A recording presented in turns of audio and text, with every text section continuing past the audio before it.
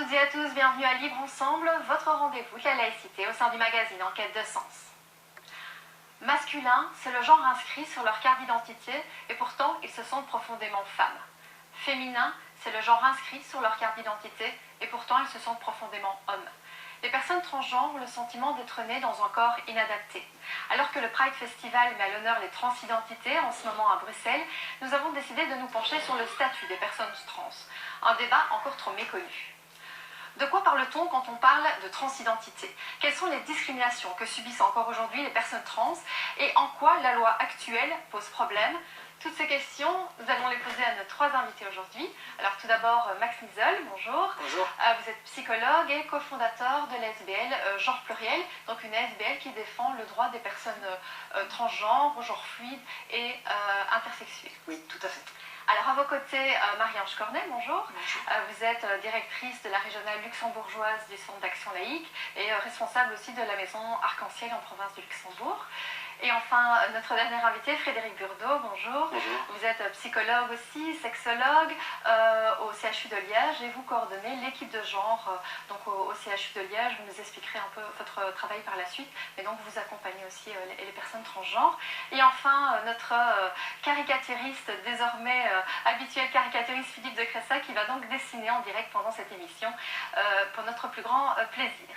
Alors, Max Nisol, commençons par vous, puisque vous êtes transgenre vous-même. Oui, tout à fait. Alors, comment est-ce qu'on peut définir, c'est quoi être transgenre? C'est-à-dire, de quoi parle-t-on quand on parle de transidentité? Comment est-ce qu'on se sent? Alors, être transgenre, il n'y a pas une vision particulière en tant que sensation. On est profondément humain. Et je pense que ça, c'est valable pour toute personne. Mais allez, techniquement, on va dire, les personnes trans sont des personnes dont l'identité de genre ne correspond pas à l'assignation inscrite sur la carte d'identité, par exemple, ou inscrit à la naissance dans les registres de l'état civil. Et donc, il y a une fluidité possible, et il y a des possibilités de marquer aussi ce qu'on appelle expression de genre, de marquer son identité de genre d'une diversité, de différentes manières possibles, et pas nécessairement rester dans les caricatures et les stéréotypes. Donc ça remet en question vraiment les stéréotypes de genre. Alors on voit qu'il y a des réalités en fait très différentes. Par exemple, Frédéric Burdeau, vous suivez des personnes transgenres. Est-ce qu'il y a des profils vraiment très différents, des cas très différents? Oui, tout à fait. Je pense que finalement, on pourrait dire que chaque personne a une trajectoire différente, avec une construction identitaire différente, et chaque personne va avoir probablement l'envie et le désir de manifester ce qu'il ressent de lui-même d'une façon très personnelle, et en fonction de son point d'équilibre, de la façon dont il se sent et de la façon dont il souhaite être accepté, visualisé, valorisé dans la société. Alors, on va aller plus loin dans le débat, mais peut-être juste le point de vue justement du Centre d'action laïque. En quoi finalement le Centre d'action laïque veut s'emparer finalement de cette question et dire nous, on veut défendre aussi les droits des personnes transgenres? Donc l'idée générale au Centre d'action laïque, c'est la dignité humaine. Et donc à partir du moment où on sent que la loi actuelle et les représentations actuelles mettent les personnes dans l'indignité, le Centre d'action laïque va avoir une réflexion sur ces questions. Et donc aussi la lutte contre les discriminations, on le fait pour d'autres groupes de personnes et donc pour les trans identitaires aussi. Et donc c'est dans ce sens qu'on s'empare de la question. Alors il va y avoir une réflexion, donc ce n'est pas abouti, pour donner notre point de vue, notre position sur ces questions. Alors, les personnes transgenres, une des choses que vous me disiez quand on préparait cette émission, c'est vraiment de bien faire la différence entre la question de genre et de sexualité. Oui, tout à fait. Les personnes transgenres, comme les personnes cisgenres, donc cisgenre c'est un nouveau terme, c'est les personnes qui ne sont pas trans. La majorité de la population est cisgenre par défaut, on va dire. Eh bien, on peut être gay, lesbienne, hétérosexuels, donc les orientations sexuelles n'ont strictement rien à voir avec l'identité de genre. Bien sûr qu'un individu, une personne est mélangée et par essence a des questionnements par rapport à son identité de genre, par rapport à son orientation sexuelle et par de multiples autres questions d'ailleurs. Donc ce n'est pas, on ne peut pas caricaturer une personne sur un seul axe de toute façon. Il y a plusieurs possibilités, bien sûr. D'ailleurs, c'est une des raisons pour lesquelles le terme transsexualité, vous l'éjectez Entre autres, oui, mais c'est surtout par essence, puisque c'est le terme psychiatrique issu donc, du monde de la psychiatrie qui date du début du XXe siècle, où les identités de genre n'existaient pas, où la psychologie était à peine balbutiante, les sciences humaines aussi, et donc à ce moment-là, tout était sexe. Et il y a ce terme, entre autres, porte la confusion entre sexe et identité de genre.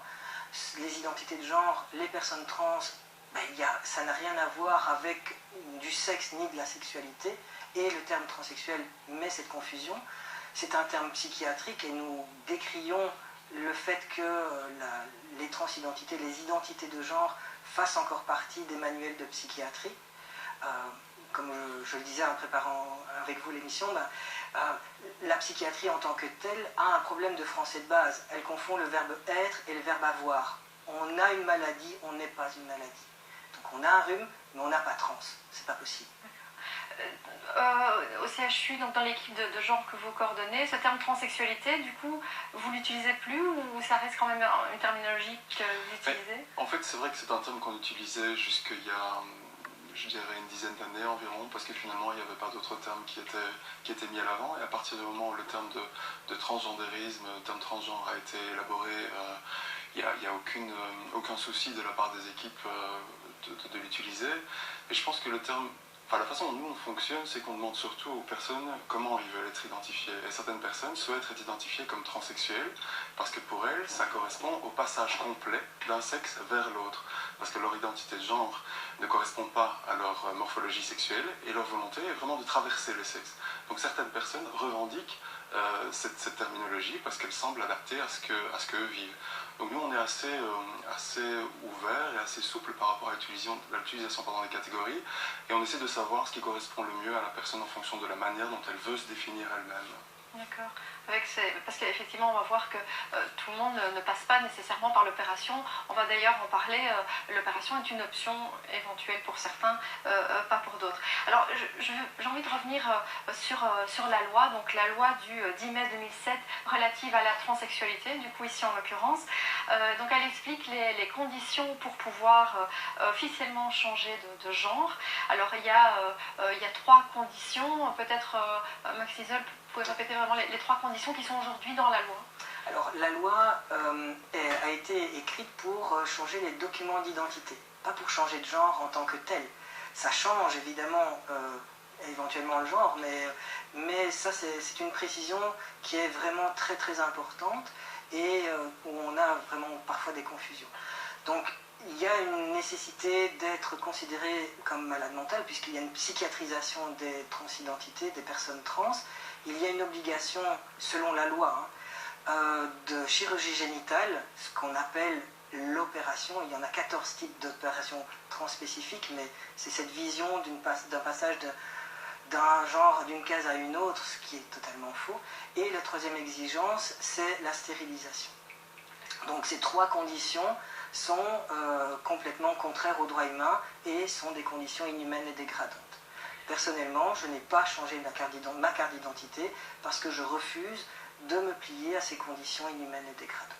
Alors on va revenir sur la question de la psychiatrisation qui est vraiment un des points centraux du problème. Mais avant ça, je vous propose d'écouter une interview qu'on a réalisée avec Emmanuelle Bribosia. Donc elle est professeure de droit à l'ULB. Elle travaille notamment avec la SBL Genre Pluriel au sein de l'Equality Law Clinic avec Isabelle Rory, aussi autre prof de droit, sur cette modification, des propositions de modification de la loi.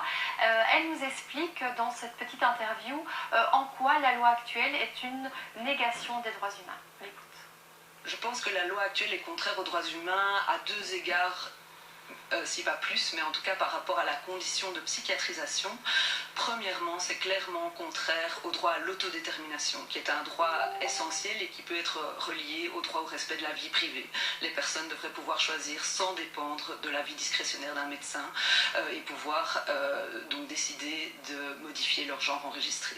Deuxièmement, et c'est très certainement problématique au quotidien, ces personnes sont soumises à un ensemble de discriminations dans leur vie sociale qui aboutissent très souvent à une forme d'exclusion sociale. Pourquoi? Bien parce qu'elles vont hésiter à se soumettre à ces conditions très strictes, à savoir psychiatrisation et stérilisation. Elles vont donc maintenir une discordance entre leur identité de genre affichée, leur rôle social et ce qui apparaît sur leur carte d'identité ou sur d'autres documents.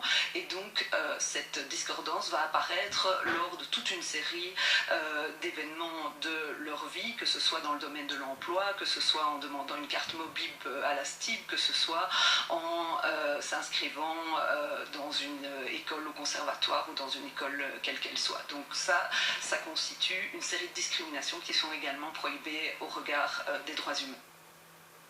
Alors on va réagir directement à quelque chose qui a été dit à la fin de l'interview, c'est sur la carte mobile de la STIB, parce que justement il y a eu une petite victoire tout récemment. C'est quoi cette victoire? Eh bien maintenant, nous pouvons inscrire le prénom de notre choix sur notre carte mobile, parce que avant il y avait le lien obligatoire entre la carte mobile et la carte d'identité, et ça nous posait énormément de soucis, d'ailleurs pour tous les titres de transport également, mais ça c'est aussi encore en discussion. Et donc, il y a plusieurs membres de l'association qui ont eu des discriminations. On leur a refusé la modification de leur carte mobile et nous sommes allés nous plaindre auprès de la STIB d'abord, avec une fin de non-recevoir, et puis nous avons dû aller jusqu'au ministre de la région de Bruxelles. Et ça a finalement fonctionné. Voilà. Alors revenons sur donc, la question du diagnostic psychiatrique. Par exemple, vous, Frédéric Burdeau, donc vous-même vous êtes psychologue, donc pas psychiatre, mais quand des personnes viennent vous voir parce qu'elles ont une volonté de transition, elles sont obligées de passer par le psychiatre. Pour vous, ça ne pose pas problème, ce diagnostic psychiatrique? En fait, le terme de diagnostic psychiatrique pose problème, mais par contre, je trouve que le terme d'évaluation est un terme qui est beaucoup plus adapté à ce qu'on fait réellement, parce que ce qu'on fait, c'est vraiment faire connaissance avec la personne, qui elle est, qu'est-ce qu'elle souhaite, qu'est-ce qui la motive dans ce changement, quels sont les points importants, quels sont ceux qui ne le sont pas. Et on essaie de voir finalement si la personne dispose de son libre arbitre pour s'engager dans un choix pareil. Parce que c'est quand même un choix complexe qui engage pour toute la vie et irréversible. Surtout quand il y a des interventions chirurgicales qui sont à la clé. Donc on pense que c'est vraiment important de peut-être prendre le temps de déplier les choses et de s'assurer que la personne n'est pas sous une influence soit d'une maladie mentale, soit d'une autre personne, soit d'une circonstance de la vie. Donc en fait, si on devait parler vraiment de diagnostic, on parlerait plutôt de diagnostic par exclusion. On s'assure que la personne n'a pas de diagnostic psychiatrique et que du coup elle peut se lancer dans le processus. Maintenant, il y a toute une série de discussions par rapport à la coexistence de peut-être une maladie mentale et la volonté de changer. Donc là, il y a tout un débat qui est très subtil et très compliqué. Parce que finalement, on pourrait dire on peut être transgenre et en étant aussi, avoir une maladie mentale. Je veux dire, ce n'est pas lié. C'est d'ailleurs, c'est un des grands reproches que vous faites, vous, au niveau de genre pluriel. Vous refusez effectivement de collaborer, par exemple, avec des équipes comme celle de Liège ou de Gand pour ces raisons-là? On ne refuse pas de collaborer, mais disons qu'il y a des conditions de base qui ne sont pas encore remplies. Et donc, dans ma pratique en tant que psychologue, je reçois avec ma collègue aussi, nous sommes 2 psychologues au sein de l'association, et évidemment que nous donnons un espace bienveillant, respectueux aux personnes, nous les informons énormément, parce que beaucoup de personnes sont complètement démunies, ne savent pas où elles vont, elles ont énormément de questions, et donc la première étape, c'est l'information, c'est aussi poser un moment bienveillant et respectueux. Nous parlons de points de confort, et c'est la ligne de conduite dans notre pratique, c'est quel est votre point de confort. Et avec toutes les informations, mais vraiment toutes les informations, la personne peut élaborer aussi, avoir du recul et prendre du recul par rapport à sa situation et mener véritablement son cheminement. Et nous recevons des personnes qui ont des soucis de santé mentale. C'est pas parce qu'on a un problème de santé mentale qu'on n'est pas trans. Sinon, à ce moment-là, ça veut dire que les manuels de psychiatrie sont pour les personnes cisgenres par défaut.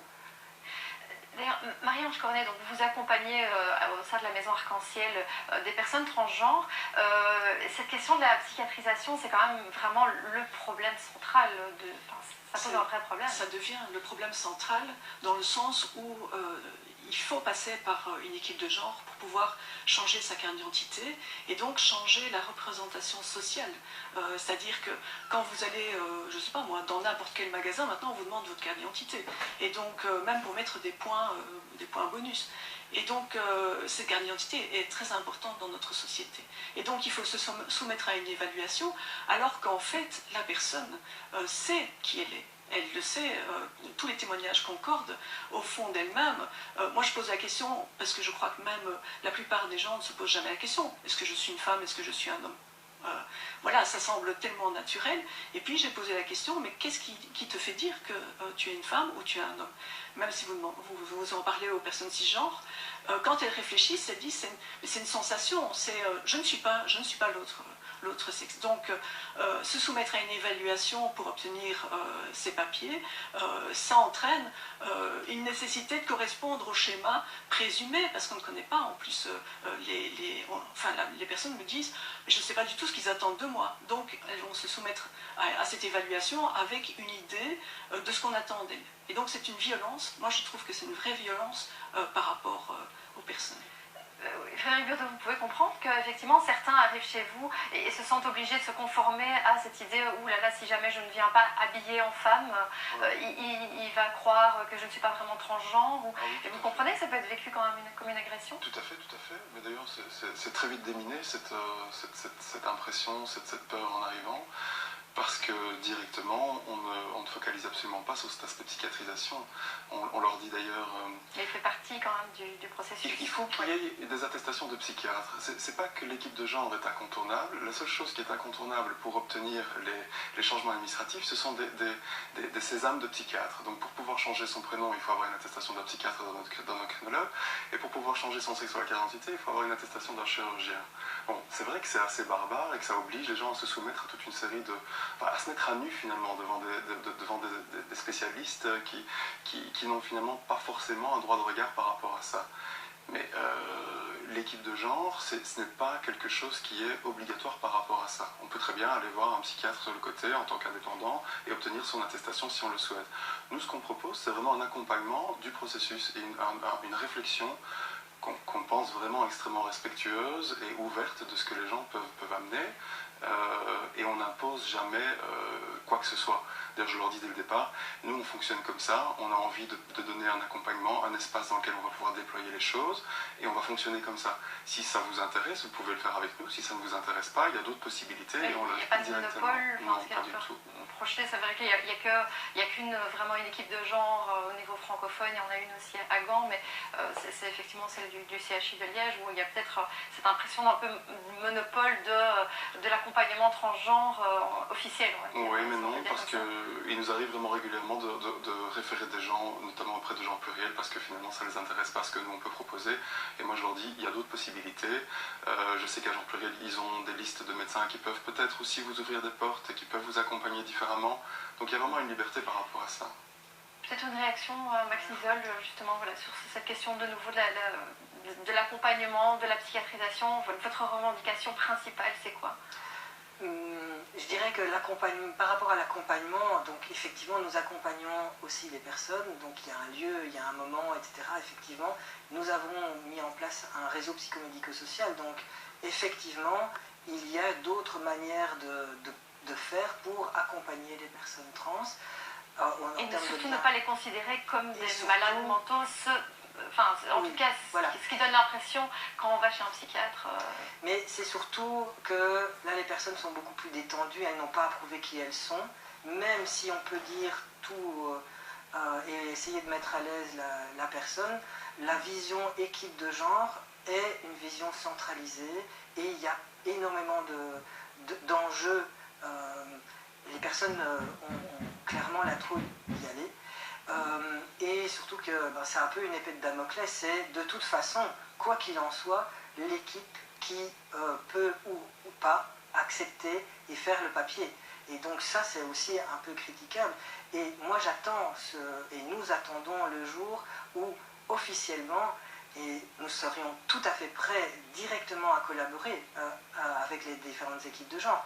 Mais à partir du moment où les équipes de genre nous diront publiquement, nous refusons l'implication psychiatrique publiquement, et donc nous refusons le diagnostic psychiatrique, nous allions à une vision de droit humain et de respect de l'autodétermination, il n'y a aucun souci. Et ça, vous êtes prêt à le dire? C'est ce que je viens de dire, je crois. Non. Mais il y a quand même une psychiatrisation dans certains cas, vous dites utile quand même d'avoir cet accompagnement psychiatrique. Alors, le rôle du psychiatre dans l'accompagnement psy, c'est simplement un entretien au début avec 2-3 tests psychiatriques. Mais il existe quand même. Il existe parce que la loi le demande. Oui. Et puis, Si la loi ne le demande plus, pour vous, c'est pas essentiel. C'est-à-dire que pour vous seriez pour un changement de la loi sans diagnostic psychiatrique. Mais oui, tout à fait. Oui, oui. Oui, tout à fait, oui, bien sûr. Pour rajouter peut-être un élément, c'est que je m'étonne, étant donné que, bon, peut-être que c'est plutôt l'autre équipe, mais la loi a été faite par la pratique des équipes de genre. Donc, voilà. Oui, mais il y a un historique, hein. Il y a un historique qui date du début du siècle passé, où il y a effectivement le rôle de psychiatre était essentiel dans cette construction. Et pour vous, ça a évolué depuis? Peut-être une remarque, remarque ce que je voulais Maria dire, c'est Sornet. qu'effectivement, il y a une évolution. L'évolution, elle est due aussi parce que on connaît maintenant les histoires. Donc, auparavant, même quand je militais encore dans les associations LGBT du début de ce siècle, on n'entendait presque pas parler des trans. Il y en a un ou deux qui venaient. Mais maintenant, je pense qu'il y a vraiment une prise de conscience que c'est une partie importante de la population. Et donc, cette évolution, elle est positive. Et je suis contente d'entendre que l'équipe est d'accord pour un changement de la loi. Voilà, c'est très important. Parce que l'accompagnement, il est très important. Il faut pas dire, il ne doit pas y avoir d'accompagnement. Au contraire, parce que, évidemment, être en rupture avec la société, fatalement, met en déséquilibre. Et donc, un accompagnement par un psychologue, par une assistante sociale, parce que parfois, il y a des intégrations sociales. On voit que ça peut même... il y avait un récent rapport de l'Institut pour l'égalité des femmes et des hommes qui disait que ça pouvait accentuer la précarité parce que des personnes transgenres s'isolait par rapport au reste de la société. Alors je vous propose de regarder le témoignage de plusieurs personnes transgenres qu'on a rencontrées justement à la Maison Arc-en-Ciel de la province du Luxembourg il y a quelques jours. On va regarder leurs témoignages et vous aurez vos réactions après.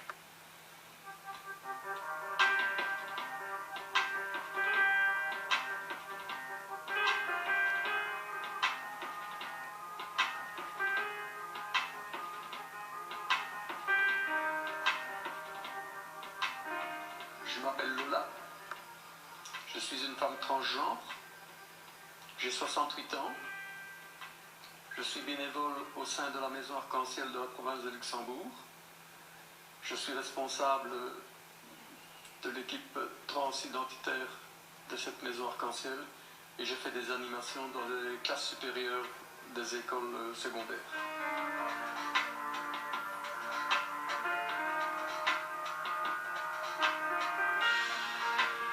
Bonjour, je me présente, je m'appelle Véronique, je suis transgenre et fier maître. I swear that you've seen me. Yes, you've seen me here before.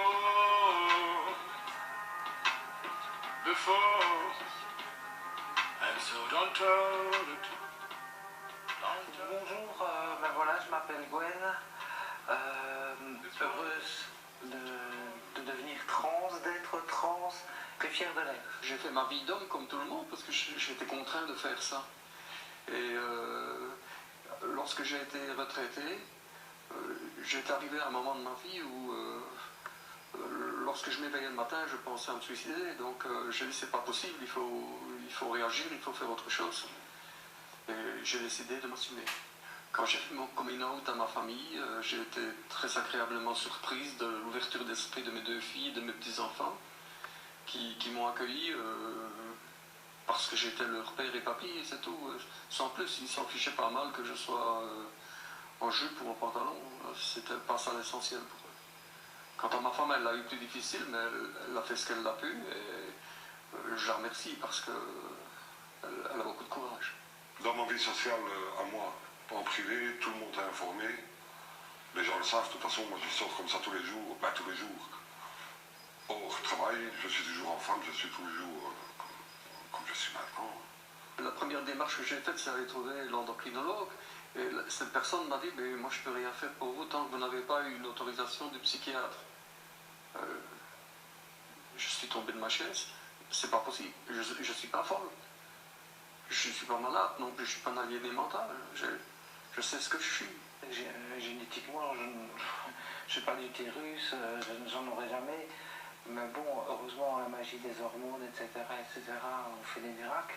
Donc voilà. Donc moi, je suis super heureuse quand, par exemple, dans la rue, on m'accoste et on me dit bonjour madame. Je dis waouh, ça passe quoi, tranquille. Donc ça, c'est déjà fabuleux quoi. Donc voilà. Ben, je l'ai mis de côté la double vie en fait. Pour moi, elle n'existait plus. Parce que dès que je rentre du travail, automatiquement je me change. Je me suis de toute façon mis dans la tête que toute personne, que ce soit un homme ou une femme s'habille, un homme aussi, elle met un pantalon pour aller travailler. Donc moi je mets un pantalon pour aller travailler. C'est ce que je me dis. Je mets pas la perruque. Je n'ai pas besoin de la perruque pour être une femme. Pour me sentir femme, j'ai pas besoin de maquillage pour me sentir femme, c'est... Vous vous sentez femme tout simplement tout le temps. Bon. Tout le temps, ouais. Je suis bien comme je suis. Quand vous commencez une transition, moi, ayant fait pendant plus de 20 ans du bodybuilding, des amis, j'en avais partout, j'en avais énormément. Du jour au lendemain où j'ai dit, ben voilà, j'ai le désir profond de faire une transition, de devenir une femme, plus personne, quoi. Les seuls amis que j'ai maintenant, bon ben, celle-là, une ou deux autres, mais c'est tout, quoi. J'ai quasiment plus de vie sociale, mais bon, je le savais en commençant. Donc c'est... Ouais, non, c'est pas facile. Mais bon, c'est un choix. Et je n'ai aucun regret. Ce sera à refaire, je le referai, mais plus tôt. Voilà, c'est mon seul regret. C'est de ne pas avoir foncé plus tôt.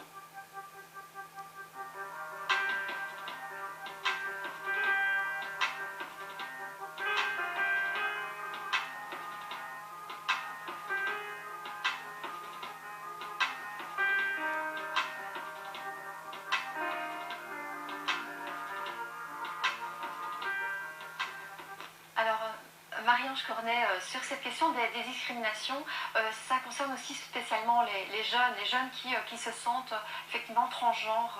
Oui, donc on a maintenant des adolescents qui se posent des questions avec la médiatisation, ils se posent des questions et ils se sentent de l'autre genre. Et la transition a tendance à se passer à l'adolescence et ça c'est très mal vécu par l'école et par les professeurs. Et donc se posent des questions, mais vraiment idiotes, hein. Dans quel WC va-t-on les mettre, etc. Et de nos expériences, ces adolescents doivent quitter leur milieu scolaire pour aller dans un autre en cas de transition. Et donc ces questions sont quand même cruciales. Voilà, il faut ouvrir par rapport aux discriminations. Ouais, donc ça, vous le rencontrez aussi dans Oui, en fait, parce que justement la semaine passée, un jeune qui vivait une situation pareille a demandé s'il était possible de faire des attestations ou de discuter avec le directeur pour qu'il puisse aller au cours de gym de l'autre sexe et pour qu'il puisse utiliser les vestiaires de l'autre sexe, etc. Donc c'est quelque chose auquel on est très sensible.